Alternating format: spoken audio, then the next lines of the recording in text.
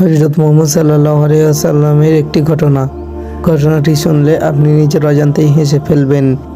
একদিন হযরত মুহাম্মদ সাল্লাল্লাহু আলাইহি ওয়াসাল্লামের কাছে এক দরিদ্র লোক এক গুচ্ছ আঙ্গুর ফল নিয়ে হাজির হলেন এবং হযরত মুহাম্মদ সাল্লাল্লাহু আলাইহি ওয়াসাল্লাম তা মুচকি হাসি দিয়ে গ্রহণ করলেন এবং সেই আঙ্গুরের গুচ্ছ থেকে একটি আঙ্গুর ফল তিনি চিরে মুখে দিলেন এবং খুশি হয়ে হেসে উঠলেন।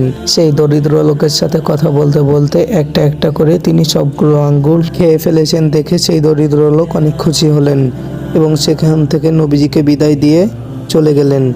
এবং তারপর সেখানে উপস্থিত কিছু সাহাবীর মধ্যে থেকে একজন সাহাবী উঠে হযরত মুহাম্মদ সাল্লাল্লাহু আলাইহি ওয়াসাল্লামকে বললেন, ইয়া রাসূলুল্লাহ, ইয়া হাবিবাল্লাহ, কেউ যদি কোনোদিন কোনো খাবার অথবা হাদিয়া নিয়ে আসে তাহলে সেগুলো তো আপনি একা খান না, আমাদের মাঝে বিতরণ করে দেন, তাহলে আজকে কেন আপনি সবগুলো ফল একাই খেয়ে ফেললেন?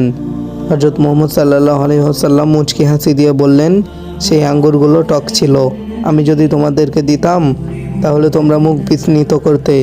এতে সেই লোকটা বুঝে যেত যে আঙ্গুরগুলো টক ছিল, তার আনা আঙ্গুরগুলো ভালো হয়নি, আর সে তার নিজের কষ্টের টাকা দিয়ে এই আঙ্গুরগুলো নিয়ে এসেছে আমার জন্য, তাই আমি তার কথা ভেবে তোমাদেরকে আঙ্গুরগুলো দেইনি।